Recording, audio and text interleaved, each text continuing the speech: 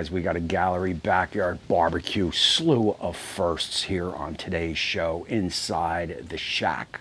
It's beef ribs from Colorado Craft meets Jealous Devil's charcoals, and it all meets the Weber Kettle. Oh yeah, this is gonna be good. Guys, my name is Tommy, and this is the Gallery Backyard Barbecue. If you're new here, first time, please consider hitting that subscribe button and ringing that bell so you get notified every time the channel does a future upload. That is greatly appreciated. So guys, look, I got the Weber Kettle loaded up with some Jealous Devil. I got some cherry wood mixed in. I'll start the flame over here and try to control that temperature at that 275, 250, anything under 300. I'll lay out the beef ribs over here, and usually we're looking at about a 5-hour cook. But hey man, we will see, as today's show is all about firsts. All right, guys, look, little house cleaning. Give me 30 seconds here. Our weekend wind down Sunday night live chat is on, and I'll be giving away 1 bag of Jealous Devil fuel, and this stuff, trust me, is top notch.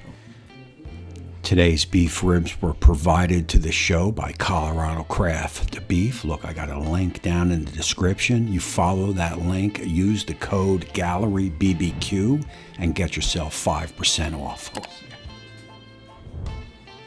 Look, and I got to give a quick thanks to my Patreon and YouTube join friends. Information on all that is down below. And hey, man, leave me a comment. Now let's get going. So look, we're going to be smoking 2 separate racks. The first rack up is a nice little rack of beef short ribs. Oh yeah. Oh yeah.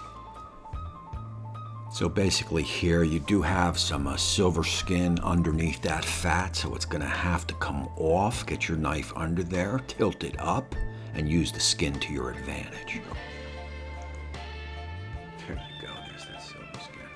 Now you definitely want to do this, take your time, because you don't want to take a lot of meat off with it. A sharp knife definitely helps.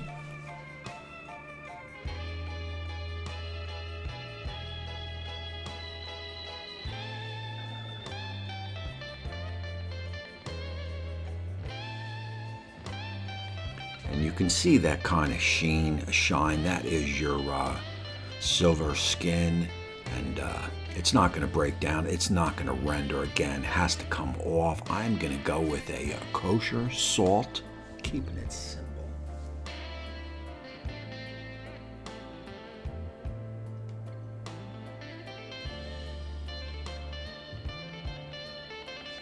And a little black magic. This stuff was sent in to me by viewer Ray Bauman, and I've had this stuff before, so I know it's going to be perfect. It's got a peppery tint to it, and look, if you guys want to send me something, just contact me first at thegallerybbq@gmail.com.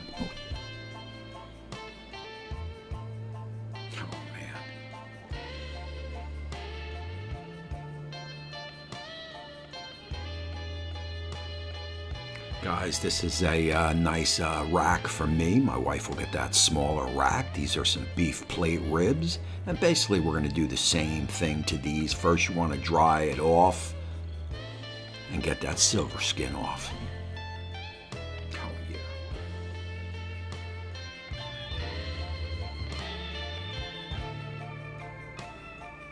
Now this rack has some silver skin, but also has some looser skin, so don't get fooled like you think that top, like a prime rib for say, is going to break down and render nice, because it's not going to do it.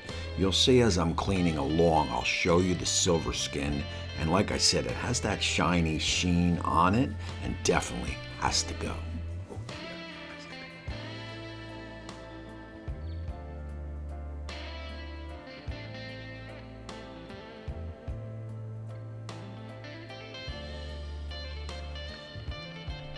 So you definitely want to take your time, and again, make sure you have a sharp knife. Get it under there, tilt it up, and just kind of saw it away. And there you see that silver skin right there, man. That stuff is definitely no good.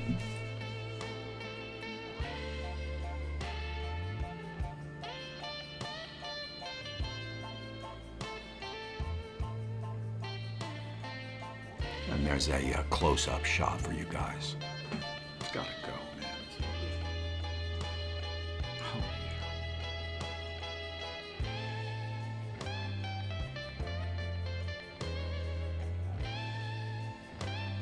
Oh, yeah. Yeah.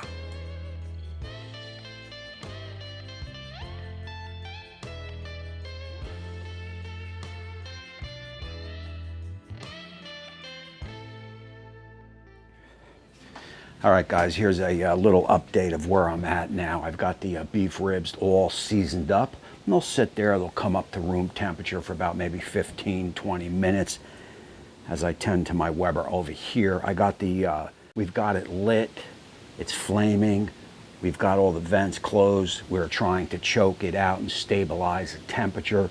I've got some cherry wood scattered around. Again, you'll see that in a few minutes.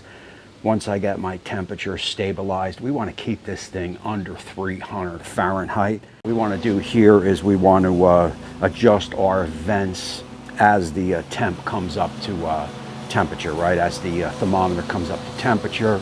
And I got the lawn service out front. It is what it is, backyard pit masters. Let's get the ribs on. Let's see what we got under the hood here, and we'll go from there. We're looking at about probably a 5-hour cook. I'll monitor it. Maybe I'll give it a little spritz, but hey man, these are no wrap. So as shown before, we do have our snake method. That's gonna just work its way around the meat, and I got some cherry wood mixed in, and that's gonna give us a nice wood smoky flavor over here.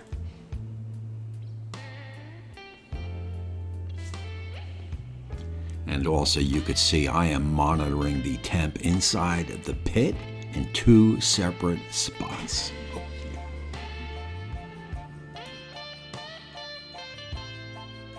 All right, guys, look, we are a little over 2 hours. I have not peaked at all, and I'm real interested to open up this hood. Man, it's been a long time since I've cooked on the Weber kettle, and I have to tell you, I miss it.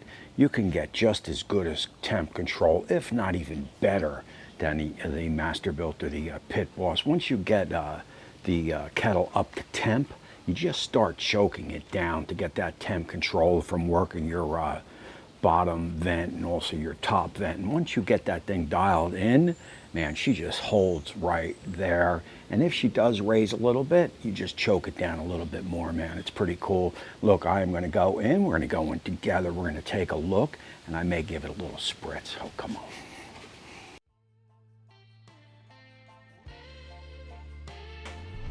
All right, so look, what you want to do here is you just want to make sure there's no hot spots in the grill. Make sure nothing is overcooking, nothing is burning, especially when you're using a kettle like this.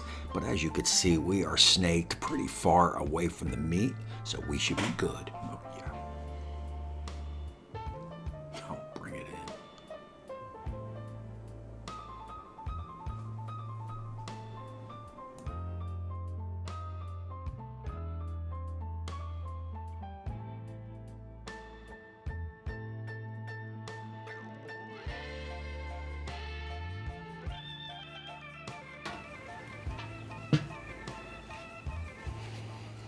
All right, guys, we want to get that hood closed quick. I mean, look, hey, man, 2 hours in, she's looking good. We're starting to get that nice bark. She's setting up good. We did give it a little spritz with just plain old water. And we'll let it continue to go and bring it right up to that toothpick tender, probably another 2.5 to 3 hours. Oh, yeah. Oh, man. So look, we are at the 4-hour mark, man. This cook is going on without a hitch, man. This Weber, man, once it's dialed in, it just sits there. I mean, these kettles are a lot of fun. Oh, yeah.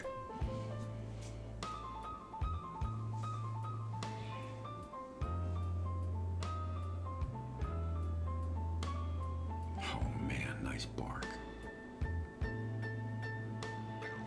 Now the bigger rack closer to the flame is cooking up a lot faster than the smaller, so I'm going to do a little switch. I'll switch it around and get that smaller rack a little hotter. Oh yeah, nice and juicy. There you go. No big deal. That's no big deal.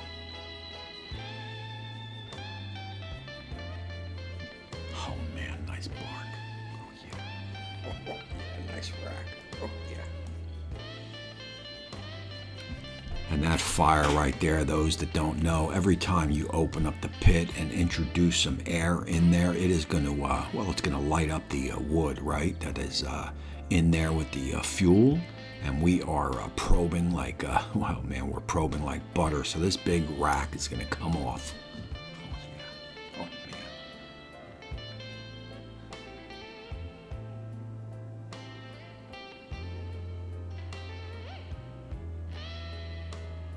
Oh, yeah.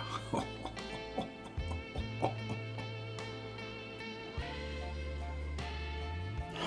man.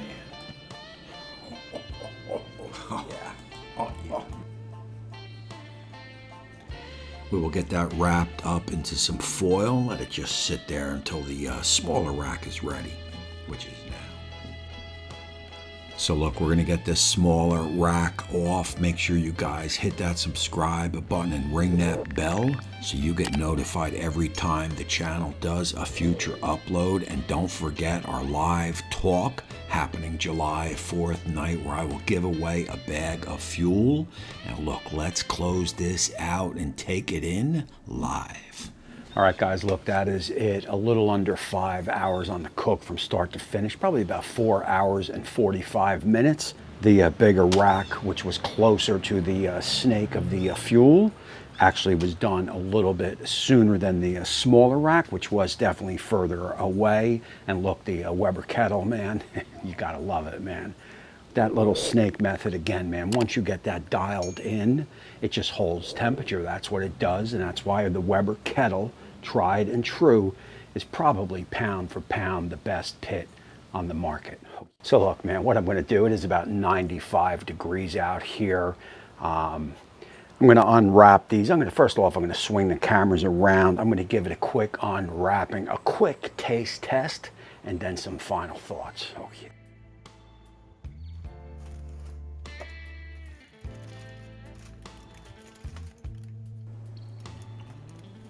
Oh, man, nice bark. Oh, yeah. A little hot, a little hot.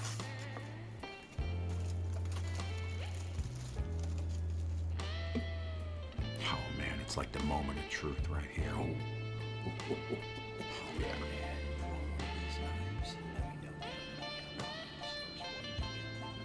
Oh, yeah. It's like butter. Butter.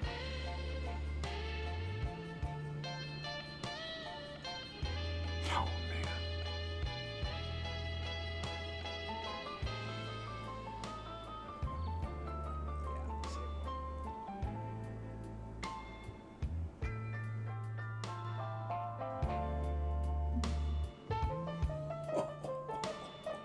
Yeah.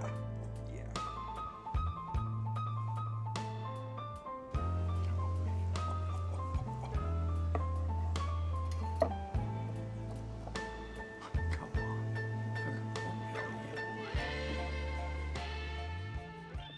All right, so look, as Molly is going bananas in the house, it is just too hot out here for her.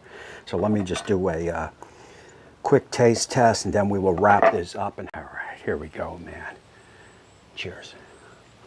Oh, yeah. Man, beef ribs better than pork ribs, better than pulled pork, close, but better, and definitely better than a brisket. Well, that may have to be an upcoming show, right? Beef ribs versus a chuck roast, man, smoked, which is the #1 in my book. It's close, man, but we'll have to, maybe we'll look at that in the future, but definitely beef ribs is up there, man. This is,